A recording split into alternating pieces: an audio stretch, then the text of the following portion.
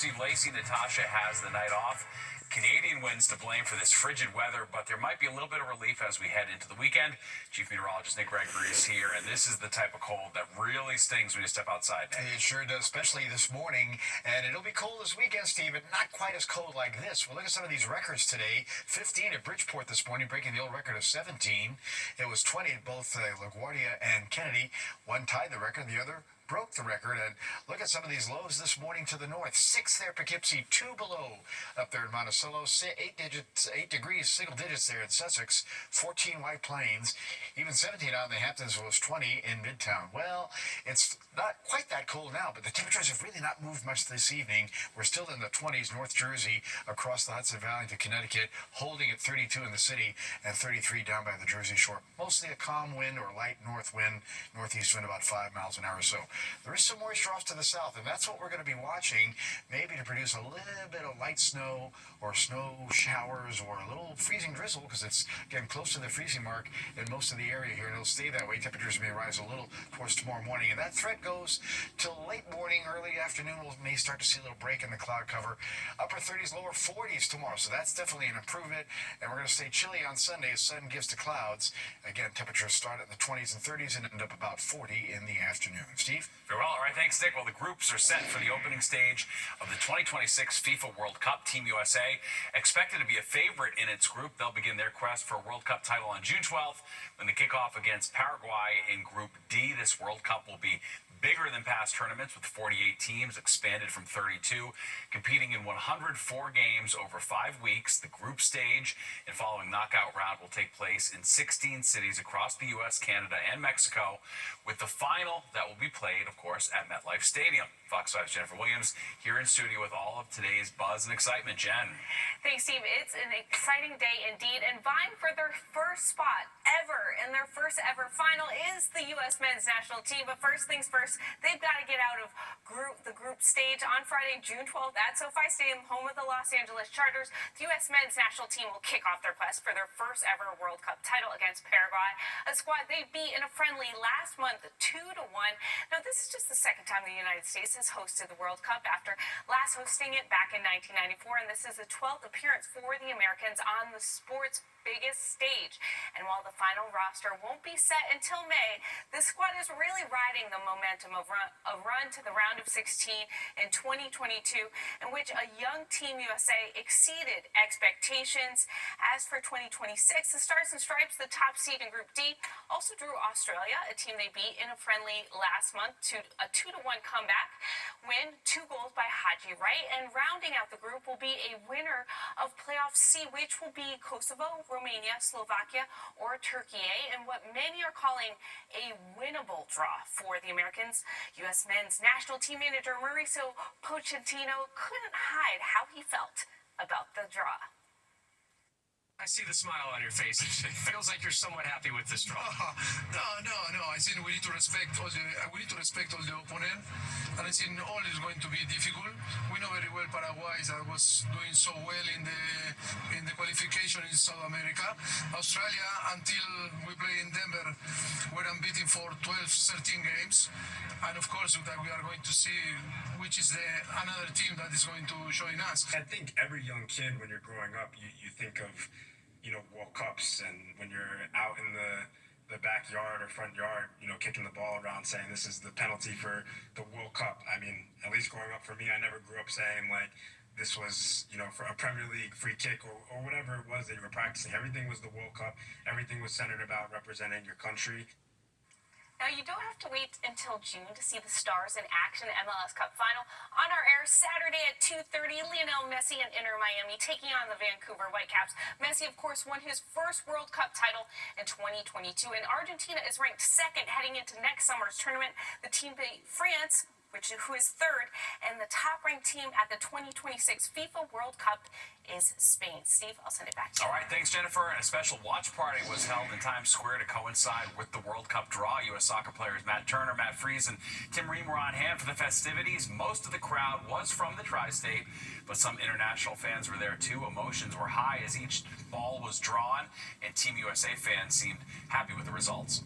I think the group is very winnable. and I'm making plans to go to the Bay Area for round of 32. You know, I'm pretty happy. They're in a good spot, I think. We got Australia, who's one of the weaker Batu teams. We got Paraguay, who they just played and beat recently. All right, now we will not know Team USA's final roster players until May. And remember, Fox 5's your home for the 2026 FIFA World Cup. We'll have stories and features leading up to the big event. Luigi Mangioni's bid to exclude some evidence from his trial will continue into next week. The 3 days of witness testimony revealing new details about the case. Fox 5's Sharon Crowley live in the newsroom with the latest. Sharon. Yeah, Steve, a pretrial hearing scheduled to happen today, postponed because Luigi Mangioni said he was sick. His defense team arguing key pieces of evidence, like the alleged murder weapon, should not be allowed as in the trial. Now, the hearing is slated to resume on Monday. Mangione's defense team wants the judge to exclude a gun, a notebook, and other items police officers say they found in his backpack when he was arrested last December in Altoona, Pennsylvania at a McDonald's there. Now, Mangioni's arrest happening 5 days after United Healthcare CEO Brian Thompson was shot to death walking down a sidewalk in Midtown Manhattan. Defense lawyers are also trying to suppress some of the statements that Mangioni made to police, the evidence key to prosecutors' case. Now, they have said the 9mm handgun found in his backpack matches the firearm used in the killing. Prosecutors also say writings in the notebook laid out Mangioni's disdain for health insurers and ideas about killing a CEO at an investor conference. Now, they say that he gave police the same fake name that the alleged gunman used at a New York hostel days before the shooting. There's so much in that backpack from an evidence standpoint that is important to the prosecution. You have the firearm that they're saying is a match to the one that was used in the crime. You have the quote-unquote manifesto where Luigi Mangioni is sort of putting down his musings about things that are relevant to the crime. And there's a lot of evidence in there that the prosecution just will want to have at trial to link Luigi Mangioni to this murder, as they have alleged, but the defense right now, they're working hard to keep that out. And we should point out that Mangioni has pled not guilty to state and federal murder charges. The hearing, which started on Monday, could extend through the end of next week. We do expect to hear more testimony from those cops from Altoona, Pennsylvania, who first responded to the McDonald's after getting a tip that the wanted murder suspect was in the restaurant. Steve. All right, thanks, Sharon. And we're following breaking news out of Jamaica, Queens. Police say a pedestrian was killed after being hit by a scooter. Happened around 6:30 tonight. This is video from Citizen App showing the scene. Police say the 68-year-old victim was crossing the street near 93rd Avenue and 168th Street when he was struck. He was pronounced dead at the hospital. The driver of the scooter remained at scene, and so far, no charges have been filed. One of the world's most acclaimed architects has died. Frank Gehry designed some of the most imaginative and iconic buildings around the world, including the Guggenheim Museum in Bilbao, Spain, the Louis Vuitton Foundation building in Paris, and 8 Spruce Street, the residential skyscraper in the financial district. He won every major prize architecture has to offer. He died today at his home in Santa Monica after a brief respiratory illness. He was 96 years old. Mayor Adams and Mayor-elect Mamdani at odds today over homeless encampments in New York City. The Adams administration says they've cleared out more than 18,000 of these encampments since March of 2022. But according to a 2023 city controller audit, only a small handful of people stayed in a shelter for more than a night after their encampment was cleared. And 95% were quickly back on the streets. The mayor-elect says when he takes office, he will stop sweeps of homeless encampments and pursue a more comprehensive approach to homelessness. Leaving New Yorkers to sleep and suffer in the cold is unacceptable. And the issue with the encampment sweeps is that they are simply pushing New Yorkers who are living in the cold to another place where they will live in the cold. In 365 days of 2024, this administration did not connect a single New Yorker affected by these sweeps with permanent housing. That is a failure. The imperative that we have is to ensure that New Yorkers are actually being connected with housing. That will be the focus of my administration. And Mamdani says this new policy will start when he takes office in January. A CDC advisory panel rolling back a universal hepatitis B vaccine recommendation that all babies get the vaccine the day they are born. The members of the panel, all handpicked by Health Secretary Robert Kennedy Jr., who is a longtime skeptic of vaccines, Three members of the CDC's advisory committee, however, say there is no data that supports the decision, and the idea of changing the policy is being pulled out of thin air. Netflix announcing a massive deal to buy Warner Brothers Discovery for $72 billion. If approved, it would put two of the world's biggest streaming services under the same roof. Netflix would acquire HBO and HBO Max, as well as Warner Brothers film and TV studios. It's not clear yet if Netflix and HBO Max would remain separate or they would combine, and that merger will likely face antitrust concerns, but could close in the next year to year and a half. Well, it is the most divisive issue of the holiday season. Is a real Christmas tree better than a fake one? Whether you pull out the axe or the cardboard box, one of the options definitely may be better for your wallet.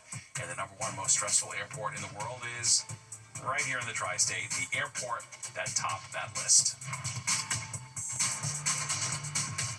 The 10 o'clock news.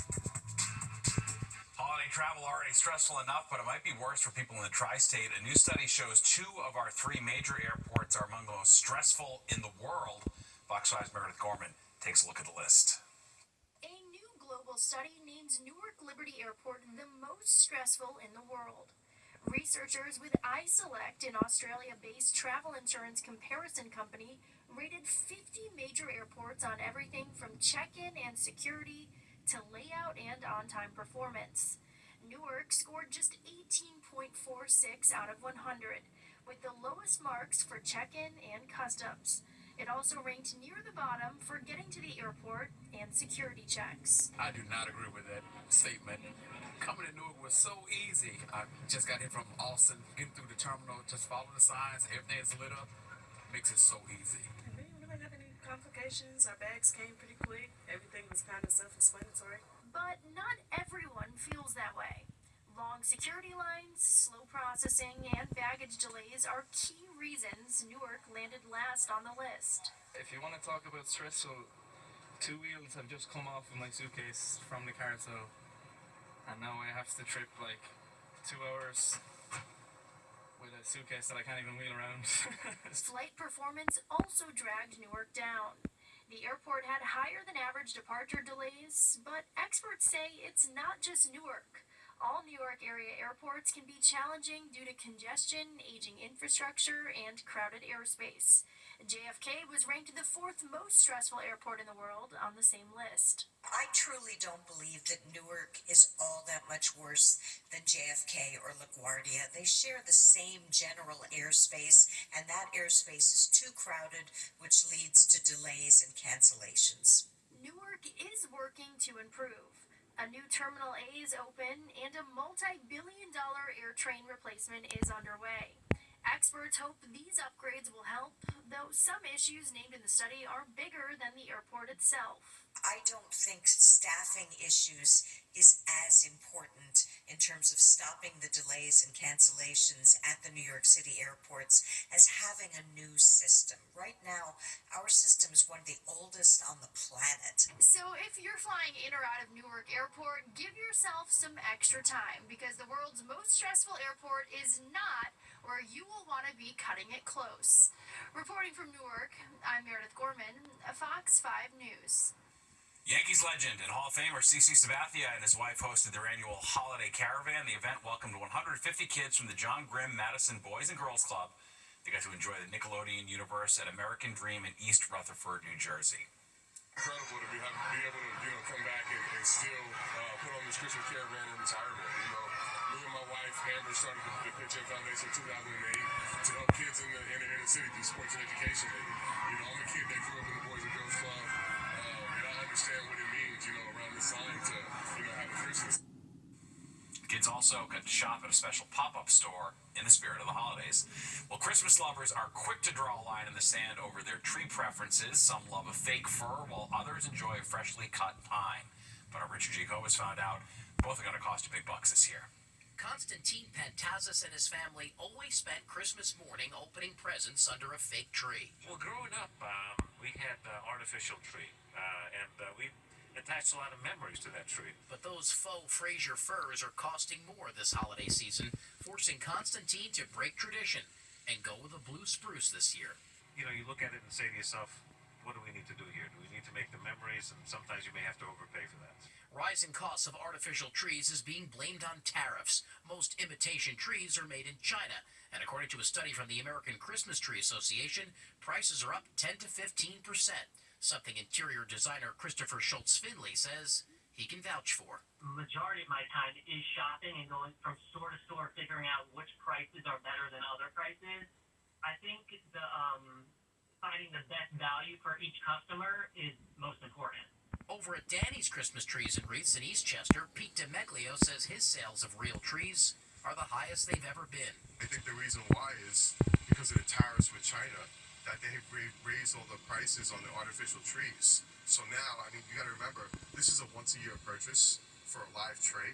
About 75% of the trees here at Danny's are grown in the U.S., right up in New Hampshire. And not only is that great for U.S. agriculture and the environment, but it also saves on the cost. But even if you come here and you purchase one of the largest trees for $500, Pete says you can't beat the memories or the tradition. And when you wake up in the morning and you smell the pine and it smells fresh, I mean, who doesn't want that? That's Christmas. Constantine and crew, meanwhile, say for now, they're sticking with that real-life blue spruce for the long term. Needles and all. I'm a little traditionalist too. So since the tradition now started with the kids and they like it, I have to keep it that way. Sprucing things up in Eastchester, Richard Giacovis, Fox 5 News. All right, well, cold weather is going to continue through the weekend. Nick is in next with the forecast. Jobs are available with the City of New York today. Get connected to career opportunities as a teacher, school nurse, correction officer, taxi inspector, and more. Whether you're starting out or looking for a change, there's a place for you with the City of New York. Start right now at deliveringforyou.nyc or call 212-386-5000. Hiring professionals are waiting to help. Work with NYC is where you're meant to be. Deliveringforyou.nyc.